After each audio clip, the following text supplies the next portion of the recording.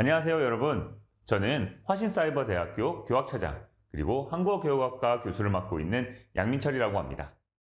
네, 자, 오늘 제가 여러분들께 여기 앞에 카메라 앞에 서게 된 건요. 여러분들이 이제 2023년 2월 27일부터 이제 화신사이버대학교에서 공부를 하시게 될 텐데요. 그 공부를 하시면서 꼭 알고 계셔야 하는 여러 학사 정보들을 알려드리기 위해서 제가 여기 카메라 앞에 서게 되었습니다.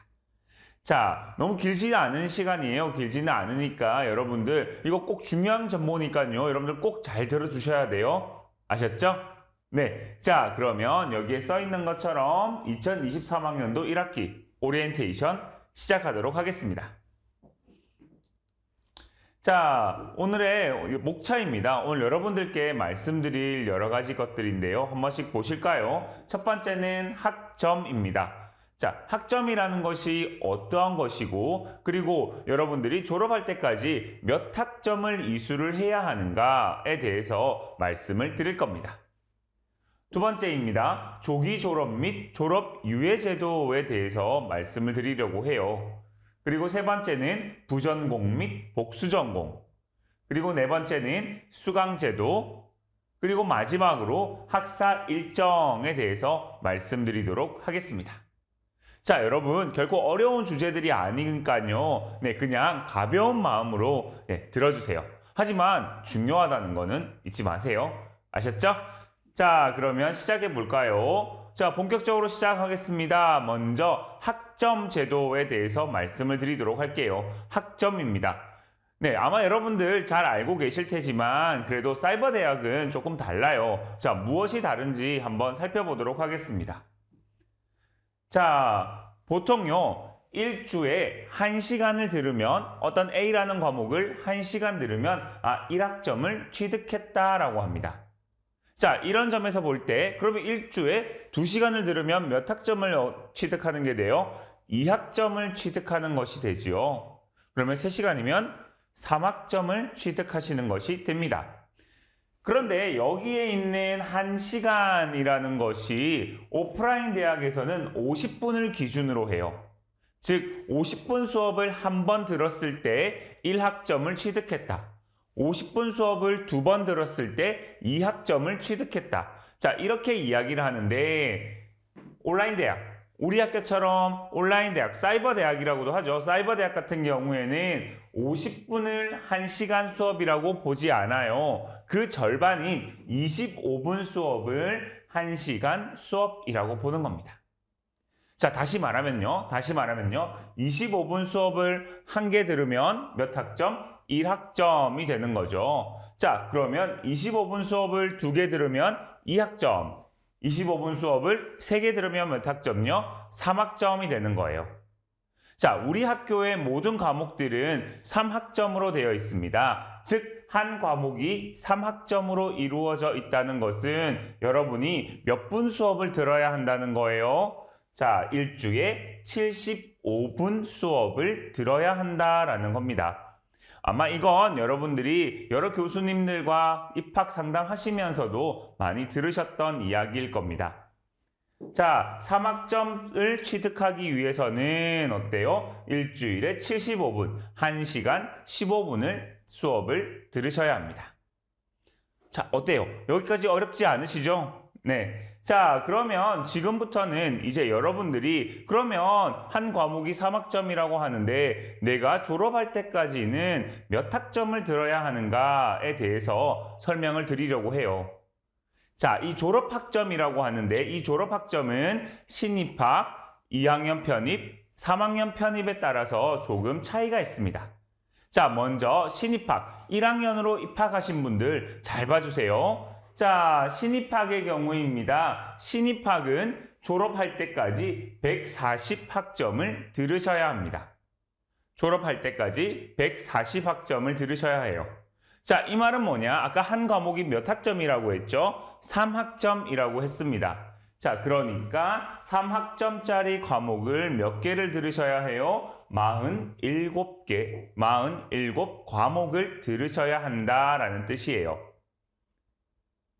이해하셨나요? 네. 자, 그러면 140학점을 다 들어야지만이 졸업이 가능하다라고 하는데 그러면 내가 듣고 싶은 거 아무거나 다 들으면 140학점을 채우면 졸업이 되나요? 아니요. 그건 아닙니다. 자, 어떻게 하셔야 되냐면요. 먼저 전공학점. 여러분들이 이제 나는 뭐 사회복지학을 공부할 거야. 나는 상담심리학을 공부할 거야.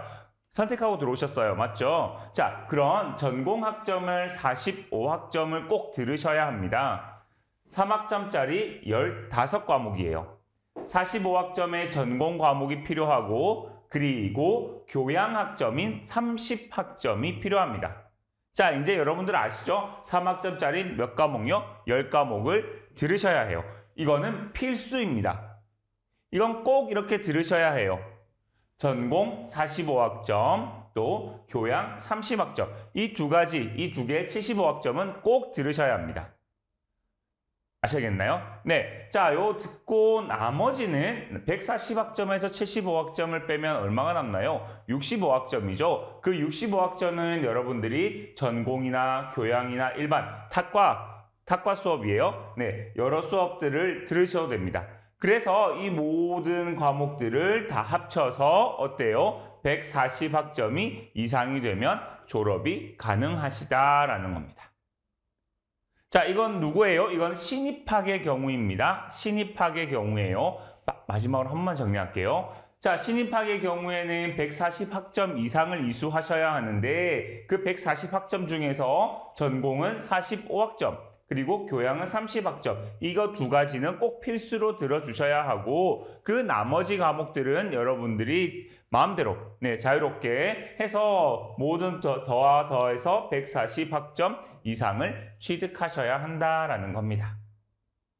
자, 신입학의 경우였습니다. 자, 다음 볼까요? 다음은 2학년 편입학입니다. 자, 여기 지금 이 영상 보시고 계신 분들 중에서 2학년 편입하신 분들 많이 계시죠? 네, 잘 봐주세요. 자, 2학년 편입학 같은 경우에는 아까 신입학이 졸업할 때까지 몇 학점을 이상을 들어야 된다고 했죠? 140학점 이상을 들어야 한다고 했습니다. 요거 잘 기억하시면서 요거 보세요. 졸업까지 인정학점 플러스 105학점 이상을 들으셔야 합니다. 자, 아까 신입학에서는 보지 못했던 인정학점이라는 것이 나왔는데요. 인정학점이 뭐냐면 전적 대학에서 있었던 학점들을 일부 인정을 하겠다라는 뜻이에요. 그런데 이 경우에도 두 가지가 있어요. 첫 번째는 동일 전공 인정학점이 있고 아니면 전공이 다를 때 인정학점이 있어요. 자, 우선은 동일 전공 인정 학점에 대해서 한번 살펴보도록 하겠습니다. 동일 전공, 즉 다시 말해서 전적 대학에서의 학과와 그리고 전공과 우리 화신사이버대학교에서의 전공이 같은 경우를 이야기하는 거죠. 네, 그래서 동일 전공의 인정 학점은 전공 12학점을 인정해 드립니다. 그리고 교양 18학점을 인정해 드려요. 그리고 일반 5학점을 인정해서 총 35학점이 인정이 됩니다. 자, 아까 전에 앞에서 우리 신입학 하신 분들은 졸업하시려면 전공을 꼭 몇 학점 이상 들어야 된다고 했죠? 45학점 이상을 들어야 한다고 했어요. 자, 그런데 2학년 편입학 같은 경우에는 동일 전공이 같으니까요. 그쵸? 45학점 중에서 12학점을 인정해 주겠다라는 겁니다. 자, 그리고 30학점 신입학으로 들어왔을 때는 교양을 30학점 들어야 하는데 이걸 18학점까지 인정을 해 주겠다라는 거죠. 자, 그래서 이 세 가지를 모두 합쳐서 몇 학점을 인정해 준다고요? 35학점을 인정을 해 준다. 자, 그러면 인정학점 35학점, 그 다음에 105학점을 들어야 하니까 어때요? 140학점이 되는 거죠. 자, 첫 번째 경우는 동일 전공이었는데 그러면 다른 전공일 경우, 예를 들어서 전적대학에서는 사회복지학을 전공했는데 화신사이버대학교에 와서는 한국어 교육학을 전공한다. 두 가지의 전공이 달라요. 그쵸? 자, 타 전공일 때는 어떻게 인정이 되는가 한번 살펴보니까 전공은 0학점입니다. 당연하죠. 전공이 달랐으니까요. 그쵸? 전적대학교에 있는 것과 지금 화신사이버대학교에 선택한 전공이 다르니까 전공은 0학점입니다. 하지만 교양을 30학점 인정합니다. 그리고 일반 5학점을 인정해서 똑같이 35학점이 인정이 됩니다. 하지만 동일 전공과 타 전공의 차이는 뭐예요? 전공 학점을 인정하느냐, 인정하지 않느냐의 차이입니다. 결과적으로는 둘 다 35학점이 인정되는 것입니다만은 전공에서 조금 차이가 있다는 거, 요 점 꼭 기억해 두세요. 아셨죠? 네, 그래서 요 다 해서 140학점 이상이 되면 졸업이 가능하십니다. 자, 마지막으로 3학년 편입학입니다. 3학년 편입하신 분들 잘 보세요. 3학년 편입학은 졸업까지 인정학점 플러스 70학점 이상을 하시면 졸업하실 수 있어요. 자, 70학점이니까 3학점짜리 24과목 정도 되겠죠. 자, 이것도 역시 앞에 살펴보았던 2학년 편입학과 똑같은 경우가 발생하는데 뭐냐면 동일 전공의 인정학점과 타 전공일 때의 인정학점이 각각 차이가 난다는 겁니다. 자, 3학년 편입학일 경우에 동일학 전공의 인정학점은 얼마나 되는가 살펴보니까 전공은 21학점이 인정이 됩니다. 그리고 교양은 30학점이 인정이 되고요. 마지막으로 일반은 19학점이 인정이 됩니다.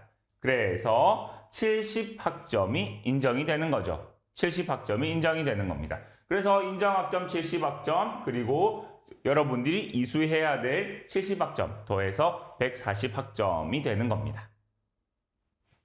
이해하셨을까요? 네. 자, 그렇다면 타 전공일 때 인정학점은 어떻게 되느냐 보니까 전공은 앞에서 살펴본 것처럼 인정을 안 합니다. 왜요? 다른 전공이니까요. 그쵸? 다른 전공이니까요. 자, 그리고 교양은 앞에와 마찬가지로 30학점이 인정이 됩니다. 하지만 일반 같은 경우에는 앞에 19학점만 동일 전공일 경우에는 19학점만 인정을 했다면 타 전공일 경우에는 40학점을 인정합니다. 자, 그래서 마찬가지로 70학점이 인정이 됩니다. 자, 여기에 70학점이 인정되는 것과 그리고 여러분들이 학교 다니시면서 이수해야 할, 취득해야 할 70학점, 그래서 140학점이 되시면 어때요? 졸업할 수 있다라는 겁니다. 자, 학점에 대해서 조금 한번 살펴보고 있는데요. 여러분들 어떠신가요? 여기까지 괜찮으신가요? 네, 너무 복잡해요 라고 하시는 분들도 아마 계실 것 같은데, 네. 그 앞에 만약 3학년 편입이시라면 신입학이나 2학년 편입은 생각하실 필요 없고요. 그리고 만약에 신입학이라면 2학년, 3학년 편입학은 모르셔도 괜찮아요. 그러니까 자기한테 해당되는 부분만 잘 기억해 두세요. 아셨죠? 그리고 중요한 거는 뭐예요? 졸업 때까지 140학점 이상을 취득해야 한다라는 거 여러분들 꼭 기억해 주세요. 자, 계속해서 학점 살펴보는데요. 여러분들 요거 주의하세요. 요거 주의하세요. 자, 볼까요? 전 대학에서 내가 한국어 교육학을 전공했어요. 전 대학에서 한국어학개론을 들었어요. 한국어학개론을 들었으면 화신사이버대 우리 학교에 와서 한국어학개론을 들을 수 없느냐? 들을 수 없느냐? 들을 수 있을까요? 없을까요? 들을 수 있습니다. 있습니다. 네, 전에 학교에서 뭐 한국어학개론 혹은 사회복지학개론을 들었다고 해서 우리 학교에선 들을 수 없는 것이 아닙니다. 자, 아까 앞에서 살펴보았던 인정학점들은 과목을 의미하는 것이 아니에요. 과목하고는 여러분 상관없어요. 여기 있는 것처럼 숫자로서의 학점만 인정을 하는 겁니다. 70학점 안에 한국어학개론이 있을 수도 있어요. 그렇죠? 하지만 그걸 인정하는 것이 아니라 70학점이라는 그 숫자만 인정을 하는 거예요. 즉 다시 말해서 특정 과목의 의미가 아니라는 거 여러분들 꼭 한번 기억해 두세요. 아셨죠? 네, 요거 헷갈리시는 분들이 많이 계시더라고요. 그러니까 요거 주의하세요. 아시겠죠? 네. 자, 그러면 다음은 우리 조금 이제 학사 제도에 대해서 조금 알아볼까 해요. 그 첫 번째로 조기 졸업 및 졸업 유예 제도에 대해서 알아볼 텐데 그 첫 번째로 조기 졸업입니다. 말 그대로 어때요? 조기 졸업이니까 졸업을 빨리 한다는 뜻이죠. 맞죠? 조기 졸업이니까. 자, 볼까요? 일단은 조기 졸업을 하기 위해서는 조건이 필요한데 첫 번째 조건은 이겁니다. 전체 학년 총 이수학점이 뭐예요? 아까 앞에서 말씀드린 것처럼 140학점이 이상이 되어야 합니다. 자, 제가 앞에서 말씀드렸죠. 가장 중요한 건 뭐라고요? 졸업할 때 140학점 이상이 되는 거라고 했죠. 네, 조기 졸업도 마찬가지입니다. 조기 졸업을 하기 위해서는 140학점 이상이 되어야 하고 그리고 평균 평점이 3.0, 즉 80점 이상이 되어야 합니다. 이렇게 하시면 4년 중에서 최대 1년까지 단축이 가능합니다. 1학년 신입생의 경우인데요. 네, 4년 동안이 너무 길다. 그러면 조금 공부 열심히 하셔가지고 3학년 2학기에 졸업하실 수도 있습니다. 그리고 편입하신 분들 같은 경우는 한 학기에 단축이 또 가능하거든요. 그래서 그냥 공부하시는 거 조금 더 열심히 하셔가지고 네, 빨리 졸업하시는 건 또 어떨까요? 자, 다음 볼까요? 다음은 졸업 유예입니다. 유예니까 어때요? 늦게 하는 거예요? 빨리 하는 거예요? 늦게 하는 거예요. 그렇죠? 내가 조금 더 졸업을 늦게 하고 싶다인데 그러면 왜 늦게 할까 보니까 여기 이렇게 있어요. 졸업할 수 있는 기준을 충족했어요. 140학점 이상 들었어요. 그런데 학업 보완, 즉 다시 말해서 내가 만약에 한국어 교원 자격증을 취득했어요. 근데 나 조금만 더 공부해서 사회복지사 자격증도 취득하고 싶어요. 그럴 때는 어때요? 졸업 유예를 신청할 수 있다라는 뜻입니다. 근데 무한정으로 졸업 유예를 할 수 있는 것은 아니고 그건 아니고요. 최대 4학기까지 그러니까 2년까지만 졸업 유예가 가능하다라는 뜻입니다. 자, 혹시 여러분들 공부하시면서 나 이거 공부해보니까 너무 재밌어. 그러면 내가 좀 다른 자격증도 좀 공부를 해볼까? 라고 생각이 되신다면 졸업 유예 제도를 한번 활용해 보시는 것은 또 어떨까? 라는 생각이 듭니다. 자, 그러면 다음 페이지 살펴보겠습니다. 자, 다음으로는 우리 부전공하고 복수전공을 살펴볼 텐데요. 한번 볼까요? 자, 우선 여러분들 학교 들어오시면서 선택한 전공이 있어요. 그쵸? 나는 뭐 어떤 상담 심리를 공부할 거야. 난 스마트팜 학과를 공부할 거야. 아니면 난 드론학과를 공부할 거야. 라고 하는데 그런 걸 주전공이라고 하죠. 주전공입니다. 자, 그런데 공부를 하다가 내가 좀 더 다른 학과에 전공을 하고 싶다라고 했을 때 복수전공 혹은 부전공을 선택할 수 있는데 내가 하고 싶다라고 해서 전체가 되는 건 아니고 자, 어떻게 해야 되느냐? 만약에 복수전공을 인정받으려면 복수전공을 인정받는다는 건 뭐예요? 졸업할 때 학위증이 2개를 받을 수 있다라는 거예요. 예를 들어서 사회복지학 학사 학위증과 한국어 교육학 학사 학위증 그 2가지를 동시에 취득할 수 있는 것이 복수전공입니다. 그런데 복수전공을 인정받으려면 그 추가되는 전공, 그쵸? 추가되는 전공에서 42학점을 이수를 할 때 그때 뭐가 된다고요? 복수 전공으로 인정이 됩니다. 자, 그러면 부전공은 어떻게 하면 인정이 되느냐? 부전공 같은 경우에는 아까 복수 전공은 몇 학점이었어요? 42학점 이상이었습니다. 그런데 부전공은 어때요? 30학점 이상이 될 때 부전공으로 인정이 됩니다. 자, 아무래도 조금 차이가 있어요. 그죠? 네. 그런데 이 복수전공이나 부전공을 나 하고 싶어요 라고 해서 아무나 다 할 수 있는 건 아니고요. 일정 조건을 만족해야 하는데 그것이 무엇이냐? 여기 보이는 3.0 이상의 성적이 되어야 됩니다. 자, 이 3.0 이상의 성적은 복수전공을 신청할 때도 필요하고 그리고 졸업할 때도 학점이 3.0, 즉 80점 이상이 평균 80점 이상이 되어야지만이 복수전공과 부전공으로 인정이 된다라는 것입니다. 네. 앞에 졸업유예에서도 말씀드렸는데요, 여러분. 이제 이왕 공부를 해야겠다라고 이제 뜻을 세우셨으니까 조금 더 열심히 해서 졸업하실 때 어때요? 자격증도 몇 가지 취득하시고 그리고 복수전공이나 부전공으로 해서 좀 더 많은 능력을 키워보시는 것도 저는 좋지 않을까라는 생각이 듭니다. 네, 여러분들은 하실 수 있을 겁니다. 자, 다음 살펴보겠습니다. 다음으로는요, 수강제도에 대해서 살펴볼 거예요. 아마 여러분들 여기에 대해서 가장 궁금해 하실 겁니다. 오프라인 대학 같은 경우에는 어때요? 그냥 학교에 가서 교수님이 누구누구누구 A씨, B씨, 네 출석하면 그냥 대답하고 그쵸? 그렇게 하면 출석이 돼요. 그런데 사이버 대학에는 직접 학교가 가는 것이 아니기 때문에 그렇다면 어떻게 출석이 인정이 되는가에 대해서도 아마 궁금하실 거예요. 그쵸? 네, 제가 여기에서 말씀드리도록 하겠습니다. 자, 우선 강의 수강에 대해서 말씀드릴게요. 강의는요, 매주 월요일 00시, 그러니까 일요일 저녁 있죠? 일요일 저녁 12시입니다. 네, 매주 월요일 저녁 00시에 해당 주차가 열리게 되어 있습니다. 네, 매주 월요일 00시입니다.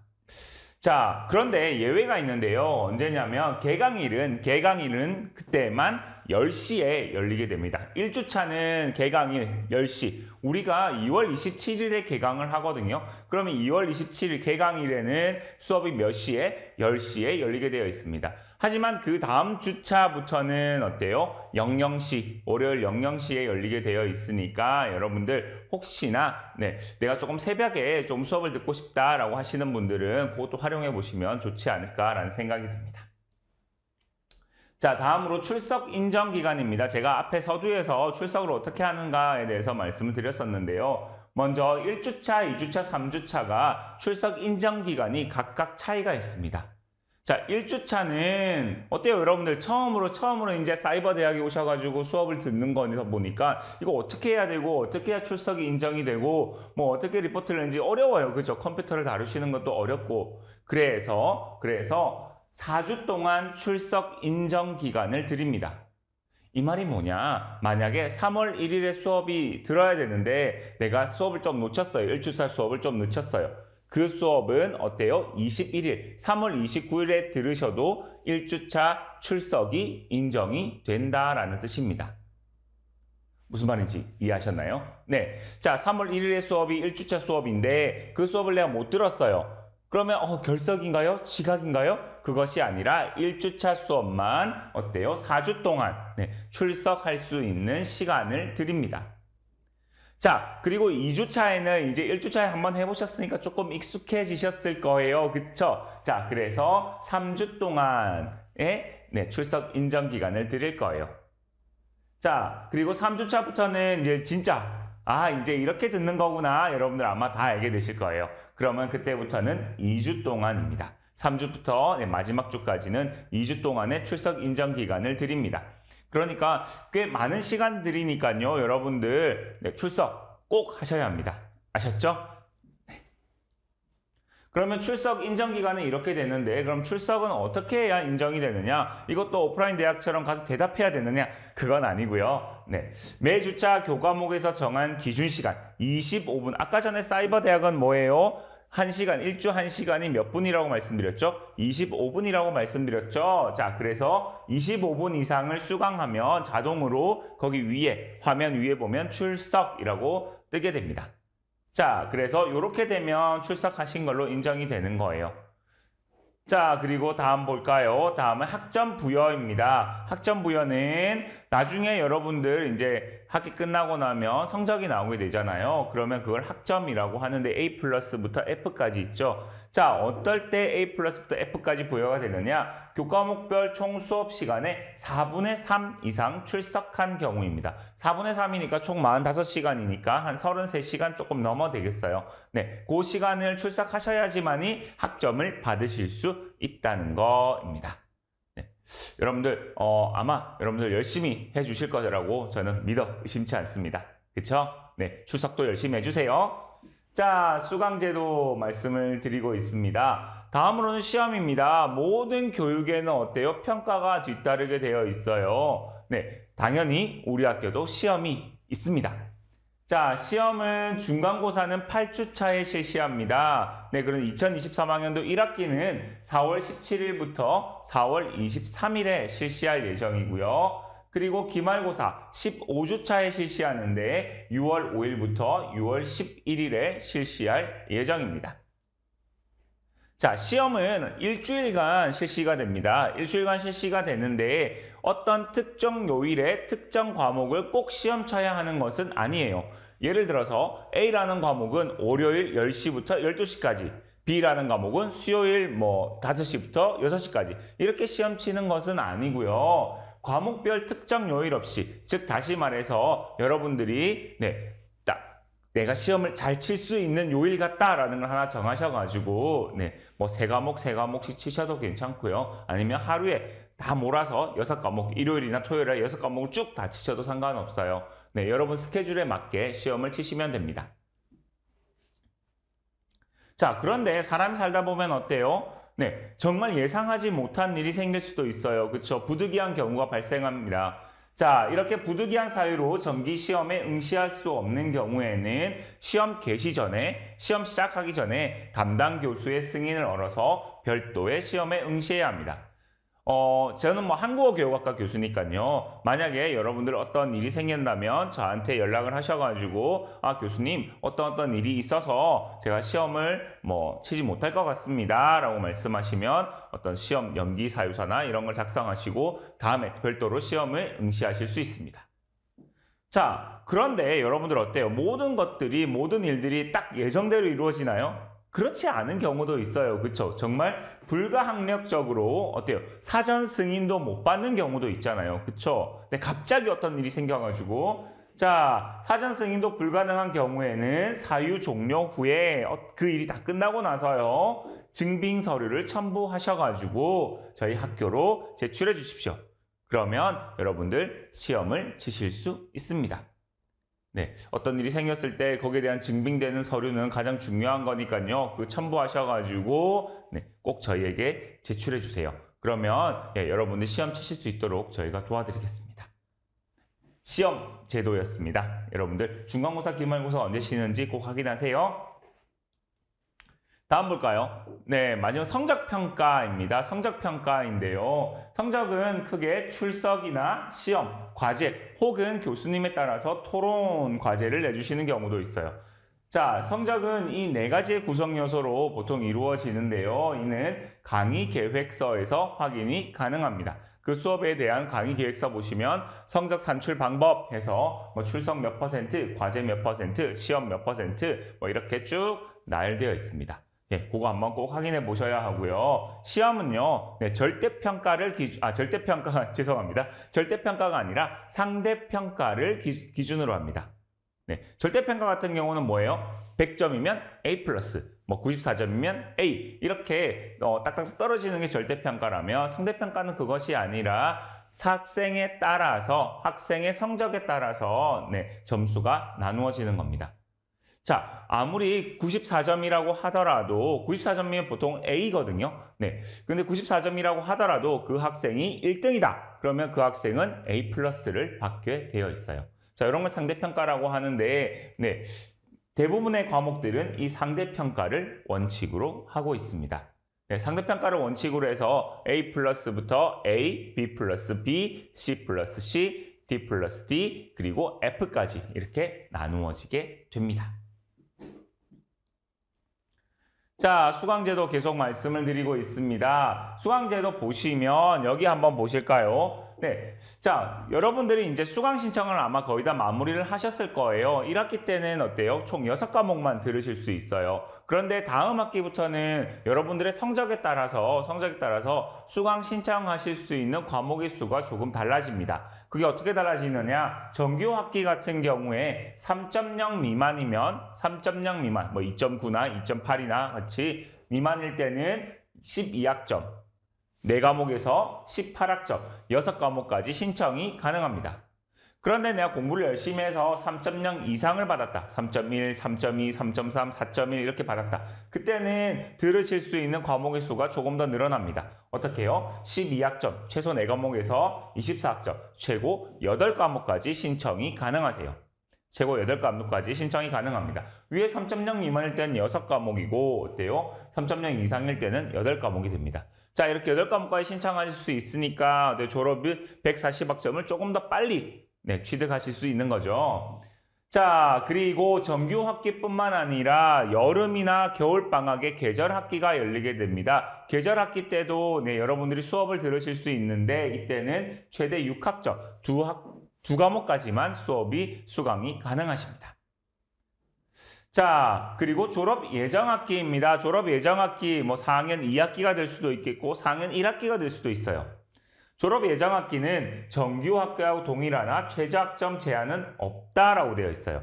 자, 이게 무슨 말이냐면 내가 만약에 133학점, 134학점을 취득했다 취득했다라고 했을 때 졸업까지는 몇 학점이 남았어요? 6학점 남았죠. 그쵸? 자, 그럴 때는 굳이 6과목, 7과목 들을 필요 없이 2과목만 들어도 된다라는 뜻이에요. 네. 어차피 2과목 들으면 140학점이 되어서 졸업이 가능하기 때문에 굳이 많은 과목을 들을 필요는 없다라는 뜻입니다. 자, 이건 언제요? 졸업 예정 학기에만 가능한 거예요, 여러분. 졸업 예정 학기에만 가능한 거예요. 네. 내가 이 과목까지 들었을 때 140학점이 채워진다라고 했을 때 그 넘어서는 물론 공부를 하고 싶으면 더 많이 들으셔도 상관없어요. 하지만 나는 그냥 140학점은 딱 맞추는 데서 끝내겠다라고 하시면 그렇게 하셔도 된다라는 뜻입니다. 자, 그런데 여기도 주의사항이 있어요. 뭐냐면요. 어때요? 계절학기를 포함해서 최대 24학점을 넘길 수는 없습니다. 24학점을 넘길 수는 없어요. 자, 예를 들어서 내가 3.0 이상을 받아서 최고 8과목 24학점을 신청했다. 거기다 또 그럼 계절학기 신청할 수 있느냐? 신청할 수 없다라는 뜻이에요. 신청할 수 없다. 그렇게 되면 30학점이 되어버리잖아요. 여기 24학점, 여기 6학점이니까 30학점이 되어버려요. 30학점까지는 신청할 수 없다. 아무리 많이 해도 언제요? 8과목까지만 신청할 수 있다라는 뜻입니다. 24학점을 초과할 수 없다라고 여기 쓰여져 있죠? 네, 요거 잘 보세요. 네, 그래서 계절학기 듣고 싶으시다면 앞에 그전 학기를 조금 8과목보다는 덜 듣는 것도 하나의 방법이 되겠네요. 네. 수강제도, 여기까지 설명드렸는데 어떠신가요? 조금 이해를 하셨을까요? 네, 너무 많은 부분이라 가지고 여러분들께서 조금 어렵다라고 생각하시는 분들도 계실 텐데 그럴 때는 앞으로 한 번만 더 돌려봐 주세요. 그러면 여러분들 천천히 듣다 보시면 저 교수님 하시는 말씀이 이거구나 라고 아마 충분히 이해하실 수 있을 겁니다. 자, 수강제도 계속 설명드릴게요. 수강제도인데요. 자, 재수강제도에 대해서 말씀드리겠습니다. 재수강제도는 크게 두 가지로 나누어집니다. 첫 번째는 F학점 재수강, 두 번째는 성적 상승 재수강입니다. F학점 재수강부터 말씀을 드리면 공부를 좀 열심히 했지만 내가 성적이 안 좋아서 F학점을 받았다. 자, 그럴 경우에는 F학점을 인하여 학점을 이수하지 못하였을 때 이 과목을 이수하기 위해서 재수강, 다시 한 번 더 그 수업을 듣는 경우를 이야기해요. 내가 진짜 열심히 노력했는데 조금 아쉽게 F를 받았으니까 이수를 못한 거거든요. F를 받는다는 것은. 그쵸? 자, 그래서 내가 공부 열심히 해서 다시 이 과목을 신청해서 내가 이 과목 꼭 학점을 받겠다라고 했을 때 F학점 재수강이라고 하고, 다음은 성적 상승 재수강입니다. 내가 A라는 과목을 신청해가지고 학점을 받았는데 내 생각보다는 학점이 좀 낮게 나왔어요. 내가 한 번만 더 들으면 진짜 이것보다는 훨씬 더 성적이 좋게 나올 수 있을 것 같은데 라고 생각이 될 때 한 번 더 그 과목, 똑같은 과목을 수강하는 거, 그걸 성적 상승 재수강이다 라고 이야기해요. 여기 한번 읽어볼까요? 이미 학점을 취득한 과목 중 성적 상승을 위하여 재수강이 가능하다라고 되어 있어요. 쉽게 들면 내가 A라는 과목을 들어서 B를 받았는데 내가 조금 아쉬워요. 조금 한 번 더 공부하면 A 플러스를 받을 수 있을 것 같아요. 자, 그래서 한 번 더 그 A라는 과목을 다시 듣는 거, 그걸 성적 상승 재수강이라고 해요. 그런데 여러분 여기 생각하셔야 될 것은 이전 성적이 삭제된다는 거. 예를 들어서 내가 B를 받아서 공부를 했는데 C 플러스가 나왔어요. 더 안 좋은 성적이잖아요. 그러면 나 그 옛날의 성적으로 다시 할래요. 그건 불가능하다라는 뜻입니다. 이전 성적은 무조건 삭제가 돼요. 그러니까 여러분들 잘 생각하셔가지고 재수강 하셔야겠죠.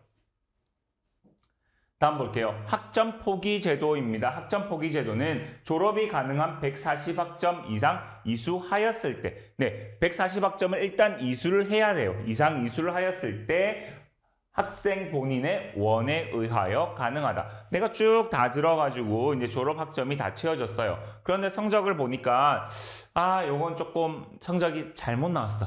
잘못 나왔어요. 그래서 이 성적은 내가 좀 이 성적표에서 지우고 싶어요. 그럴 때 학점을 포기하고 싶어요. 라고 이야기합니다. 자, 그래서 140학점 이상 이수하였을 때 본인의 희망에 따라서 학점 포기가 가능합니다.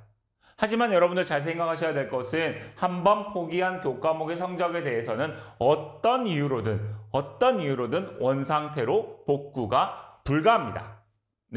자, 내가 만약에 이 A, B라는 과목을 들어가지고 B라는 과목이 성적이 안 좋아서 취소를 했는데 나중에 보니까 그 성적이 필요한 거예요. 이거 다시 살려주시면 안 돼요? 살려드릴 수가 없습니다. 다시 드릴 수가 없습니다. 그러니까 여러분들 이거는 진짜 잘 생각하셔가지고 여러분들 학점 포기 신청하셔야 돼요. 아셨죠? 자, 학점 포기는 뭐 학기 중에 계속 할 수 있는 건 아니고요. 매 학기 소정의 기간을 저희가 알려드릴 겁니다. 그때 알려드린 그 기간에 학점 포기를 신청해 주시면 되겠습니다. 여기까지 괜찮으시죠? 재수강하고 학점 포기 제도였습니다. 자, 다음 살펴보실까요? 다음은 비교과 프로그램입니다. 비교과 프로그램이 뭐냐 살펴보시면 학점이 부여되지 않는 모든 프로그램을 비교과 프로그램이라고 합니다. 자, 그래서 저희 학교 화신사이버대학교에서는 여러 가지 비교과 프로그램을 이렇게 마련해 두고 있습니다. 여기에 보면 뭐 여행 일본어도 있고 여러분들이 여행 가셔가지고 사용하실 수 있는 일본어 수업도 있고요. 그 다음에 중국어 수업도 있어요. 또 요즘에 뭐 각 관공서마다 이 수업이 꼭 필수라고 하는데 심폐소생술 수업도 이렇게 마련해 놓고 있고요. 그 다음에 여러 가지 뭐 수어도 있고 여러 가지 수업들이 이렇게 마련이 되어 있습니다. 자, 보통은 이렇게 온라인으로 저희가 콘텐츠로 올려드리는데 여기 보시면 응급처치와 심폐소생술 같은 경우에는 여기 근처에 계시는 학우님들 오셔가지고 오프라인으로도 수업 신청이 가능하십니다. 저희가 그러한 비교과 같은 경우에는 저희 교학처에서 언제부터 비교과 프로그램 무엇을 개최하려고 합니다. 학생 여러분들, 출석이 가능하신 분들, 희망하시는 분들은 알려주세요 라고 저희가 문자를 보내드릴 거예요. 그러면 뭐 부산, 경남, 근교에 계시는 분들도 좋고 아니면 부산에 여행 오셔가지고 학교도 한번 오실 겸 해서 이 수업도 들어보시고 하시면 좋을 것 같아요. 이런 비교과 프로그램인데요. 지금 올해 신편입생 여러분들께 미리 이 비교과 프로그램을 전부 다 오픈을 해 두었습니다. 그러니까 여러분들 수업 시작하시기 전에 미리 들어가셔가지고 사이버대학의 수업은 이렇게 듣는 거구나. 미리 조금만 예열을 해 주시는 것도 좋지 않을까라는 생각이 듭니다. 자, 다음 비교과 프로그램 또 뭐가 있느냐면 멘토링이 있어요. 멘토링이 있습니다. 아마 여러분들 멘토링 많이 들어보셨을 거예요. 자, 멘토가 멘티에게 여러 가지에 대해서 도움을 주는 거죠. 자, 우리 학교에서도 멘토, 선배들이죠. 여러분들의 선배님들입니다. 선배님들과 그리고 여러분들 신편입생, 이번에 들어온 신편입생들을 한 조, 여러 조로 묶어가지고요. 여러분들이 학교 생활을 하는 데 있어서 도움을 드릴 수 있도록 멘토링 프로그램을 운영하고 있습니다. 자, 지금 아마 여러분들 거의 다 지금 접수를 문자를 아마 받으셨을 거예요. 그쵸? 아마 받으셨을 것 같은데 아직 못 받으신 분들 계실 거예요. 그런 분들은 꼭 신청하셔가지고 여러분들이 학교 생활함에 있어서 많은 도움을 받으실 수 있도록 하면 참 좋을 것 같아요. 여기에 따라서 나중에 학기 말쯤에 다시 포상도 이루어지고 하니까 여러분들 많이 참석해 주세요. 자, 화신사이버대학교의 전경입니다. 여러분들이 이제부터 다니실 학교인데요. 사이버대학이기 때문에 여러분들이 학교에 오실 일은 그다지 많지 않으실 것 같아요. 하지만 여기 근처에 계시는 분들이나 아니면 멀리 계시는 분들도 혹시 학교 근처를 아니면 부산 여행을 오실 일이 있다면 꼭 한번 학교에 들러주세요. 학교는 언제나 열려 있습니다. 여러분들이 다니시는 학교가 어떻게 생겼는지 꼭 한번 구경을 하러 오세요. 5층이나 6층에 가면 여러분 학과의 교수님들 연구실도 다 있으니까 거기 가셔가지고 티타임도 잠시 가지시고 학교 구경도 쭉 하시고 가시면 좋지 않을까라는 생각이 듭니다. 여러분들 꼭 한번 들러주세요. 자, 제가 오늘 여러 가지 말씀을 드리고 있습니다. 그쵸? 뭐 학점이나 학사제도나 수강제도 여러 가지 말씀을 드리고 있는데, 네, 난 이해가 잘 안 된다라고 하시는 분들이 계실 수도 있을 것 같아요. 그쵸? 자, 그럴 경우에는 우리 학교 홈페이지 보시면요. 쭉 밑으로 내려보시면 HSCU 매거진이라는 것이 나옵니다. 거기에서 대학생활 가이드라는 것이 있어요. 이거 클릭하셔가지고 들어가시면 제가 오늘 말씀드렸던 부분들이 전부 다 포함이 되어 있으니까요. 꼭 한번 확인해 보세요. 네, 제가 여러 가지 앞서 말씀드렸지만 여러 가지에 대해 설명을 드렸는데 실제적으로 그러면 이것들이 어떻게 이루어지는가 한번 살펴보려고 합니다. 자, 그건 제가 하는 건 아니고요. 우리 학교 이러닝 지원팀의 박상선 팀장님께서 수고해 주시겠습니다. 그러면 저는 조금 이따 돌아오겠습니다.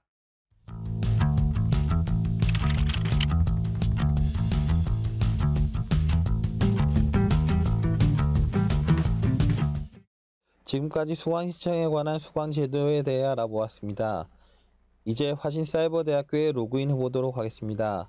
각자 학번과 비밀번호를 알고 계실 테고 학번과 비밀번호로도 로그인이 되겠지만 공식적인 수업 진행을 위해서는 반드시 공동인증서 또는 스마트 로그인 중 하나를 등록하셔야 됩니다.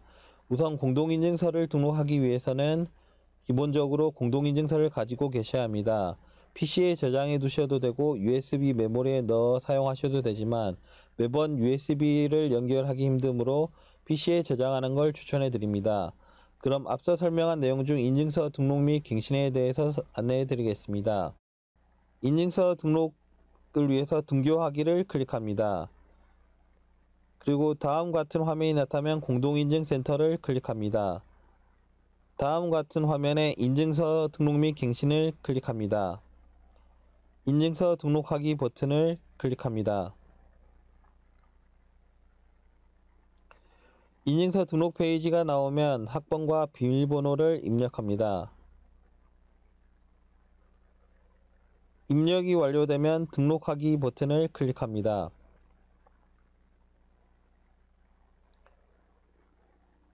다음 화면이 나타나면 인증서 선택 후 인증서 비밀번호를 입력합니다.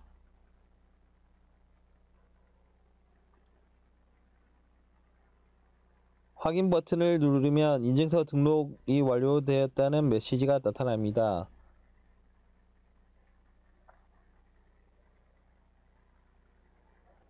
인증서 등록이 완료되고 나면 공동인증서 로그인 하실 수 있습니다. 공동인증서 로그인을 위해서는 다음과 같이 진행합니다.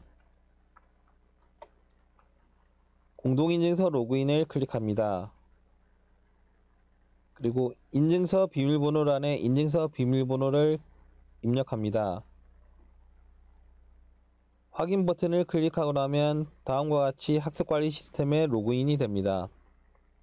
두 번째로 공동인증서가 없다면 스마트폰을 통해서 로그인하실 수 있습니다. 스마트 로그인을 사용하기 위해서는 각자 스마트폰에 스톤패스 앱을 설치해야 하며 자세한 사항은 스마트폰마다 상황이 다르므로 공지사항에 있는 매뉴얼을 그대로 진행하여 주시기 바랍니다. 스마트 로그인에 대한 정상적인 등록 절차가 마무리되면 다음과 같이 스마트 로그인을 하실 수 있습니다. 먼저 화면 상단에 스마트 로그인을 클릭합니다. 그리고 학번과 비밀번호를 입력합니다. 입력이 완료되면 로그인을 클릭합니다.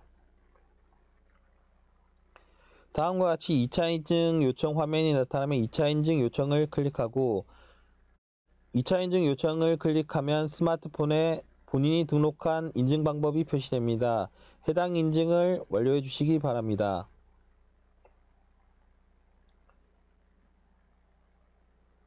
인증이 정상적으로 완료되면 다음과 같이 학습관리 시스템에 로그인이 됩니다.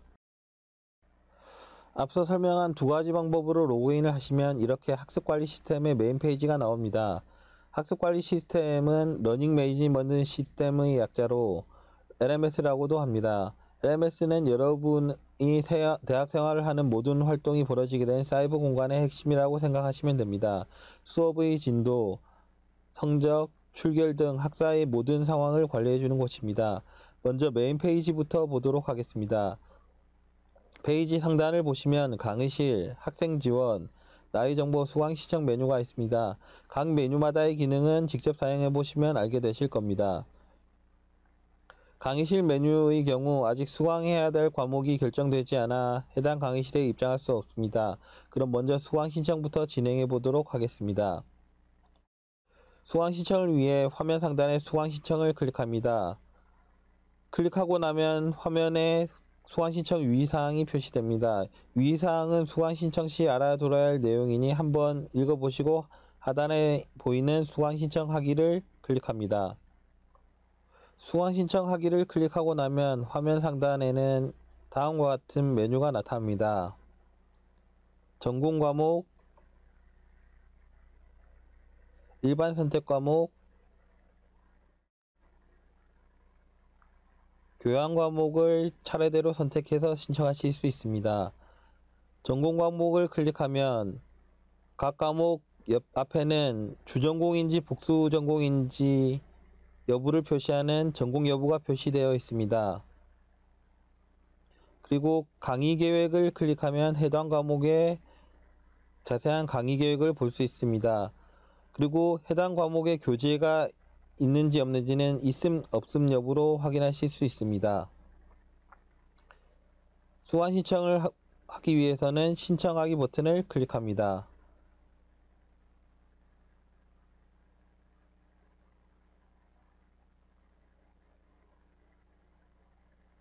만약 교재가 없을 경우 다음과 같은 경고 메시지가 표시됩니다.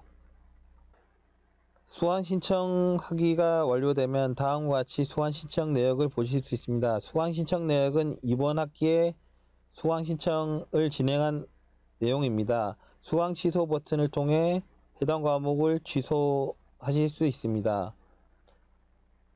그리고 화면 아래 이수 학점 정보는 앞서 이수한 이수 학점 정보입니다. 전공 학점, 일반 학점, 교양 학점, 여태껏 총 신청한 학점을 확인하실 수 있습니다. 그리고 신청 학점 정보 같은 경우 이번 학기 신청한 학점을 표시합니다. 그리고 그 아래 표시되는 등록금 내역 같은 경우 수강 신청하신 학점에 따라 등록금이 부여되며 과목 확정 버튼을 누르면 수강 신청이 완료가 됩니다. 다음과 같은 화면이 나타나면 수강 신청한 내역 및 이수 학점, 신청 학점, 등록금 내역을 확인하실 수 있습니다. 수강 신청을 할 때 드는 가장 큰 고민이 무엇일까요? 바로 이번 학기에 내가 어떤 과목을 선택하는 것인가입니다. 이를 도와주기 메뉴로 자격증 길라잡이와 다전공 길라잡이가 있습니다. 목적에 따라 자격증 취득을 위한 관련 과목을 보고 싶으면 자격증 길라잡이를, 부전공, 복수전공 취득을 위한 과목을 확인하고 싶으면 다전공 길라잡이를 클릭하시면 됩니다. 먼저 자격증 길라잡이를 살펴보겠습니다. 자격증 길라잡이는 나이 정보, 자격증 길라잡이 메뉴를 통해 접속이 가능합니다. 말씀드린 대로 자격증 길라잡이는 학생이 자격증 취득을 위해 이수해야 되는 정보 전달을 위한 프로그램입니다. 자격증 취득을 위해서는 각 영역별로 필요한 과목과 이수한 학점을 확인할 수가 있습니다. 먼저 자격증을 클릭하여 본인이 취득하고 싶은 자격증을 클릭합니다. 저는 다문화사회 전문가 취득을 위한 과목을 확인하기 위해 들어왔습니다. 화면을 보시면 내가 어떤 과목을 이수하였고 어떤 과목을 더 이수해야 되는지 각 영역별로 확인이 가능합니다. 다음은 다전공 길라잡이에 대해서 알아보겠습니다. 다전공 길라잡이는 나이 정보, 다전공 길라잡이 메뉴를 통해서 확인이 가능합니다. 다전공 길라잡이 메뉴는 본인이 이수한 과목을 교육과정에 맞게 복수전공, 부전공 했을 때 학점을 계산해 볼 수 있는 메뉴입니다. 화면에 보이듯이 본인이 이수한 과목에 대해서 복수전공과 부전공에 대해 표시가 됩니다. 화면에 표시되어 있는 주전공, 복수전공, 부전공 학점은 현재 수강 신청 화면입니다. 그리고 화면의 선택 버튼을 통해서 이수 구분을 변경했을 경우 주전공, 복수전공, 부전공의 학점이 변경됨을 확인할 수 있습니다. 마지막으로 모든 수강 현황을 한눈에 볼 수 있는 메뉴가 있습니다. 바로 나의 학습 진단일 메뉴로 나이 정보, 나이 학습 진단을 통해 확인이 가능합니다. 나이 학습 진단에는 현재 학기 학습 진단, 학기별 성적 진단, 졸업 학점 진단이 있습니다. 현재 학기 학습 진단은 현재 학기에 학습하고 있는 출석, 과제, 시험, 토론과 같은 수학 내역을 도넛 형태 그래프로 볼 수 있습니다. 현재 진행하고 있는 거에 대한 전체적인 현황을 한눈에 확인할 수 있는 메뉴입니다. 학기별 성적 진단 메뉴는 나이 평균 평점, 소속 학과 평균 평점, 해당 시기 평균 평점을 학기별로 표시하여 나이 성적을 비교하여 학교에서 내 성적 수준이 얼마인지 가늠해 볼 수 있는 메뉴입니다. 그리고 가장 중요하고 가장 자주 확인해 봐야 될 메뉴가 바로 졸업 학점 진단입니다. 이 그래프는 졸업을 위한 학점이 표시가 됩니다. 총 이수학점, 전공학점, 교양학점이 표시되며 본인이 이수해야 될 학점과 미이수학점, 미달학점이 표시가 됩니다. 각 학점을 얼마나 이수하였고 모자란지 확인하게 될 수 있는 메뉴입니다. 여기까지 확인한 경우 앞으로 졸업해 이제 어려움 없이 학습을 진행하실 수 있을 겁니다. 자, 여러분들 잘 들으셨나요? 네. 자, 그러면 이제 거의 막바지인데요. 2023년 학사 일정에 대해서 말씀을 드리도록 하겠습니다. 자, 먼저 1학기는 제가 앞에서 말씀드린 것처럼 2월 27일 10시부터 시작을 합니다. 그래서 6월 11일이 종강 마지막입니다. 그리고 여름방학은 6월 12일부터 8월 27일까지입니다. 2학기는 8월 28일부터 12월 10일까지 계속되고요. 겨울학기는 12월 11일부터 2024년 2월 25일까지라고 예정하고 있습니다. 자, 이게 2023년 1, 2학기의 학사 일정입니다. 자, 아까 전에 정규 학기 외에도 계절학기가 열립니다라고 했는데 여름 계절학기는 6월 26일부터 7월 23일까지이고요. 그리고 겨울 계절학기는 12월 25일부터 2024년 1월 21일까지입니다. 네, 자, 요게 학사 일정이니까요. 여러분들 여름방학, 겨울방학, 그리고 난 언제부터 언제까지 공부를 해야 되는가에 대해서 꼭 한번 기억해 두시기 바랍니다. 자, 많은 걸 설명드렸습니다만은 여러분 아직 궁금하신 점이 있으실 것 같아요. 뭐 공부하시면서 또 궁금하신 점도 있으실 것 같고 그럴 때는 학교 질문 답변 게시판을 이용해 주시거나 아니면 대표 전화 1588-5215 평일 오전 9시부터 6시까지는 여러분들의 그 질문에 대해서 저희 교직원 선생님들이 아마 친절하게 응대해 드릴 겁니다. 이쪽으로 전화 주십시오. 자, 이 번호로 전화를 주셔도 괜찮고 혹은 여러분의 학과로 직접 연락을 주셔도 돼요. 제가 여기에 학과와 전화번호를 쭉 나열해 두었습니다. 사회복지학과부터 영상콘텐츠학과까지 직통번호를 제가 이렇게 써 두었으니까요. 요거 한번 보시고 아, 우리 학과는 몇 번으로 전화를 하면 되겠구나 라고 파악해 두시면 좋을 것 같습니다.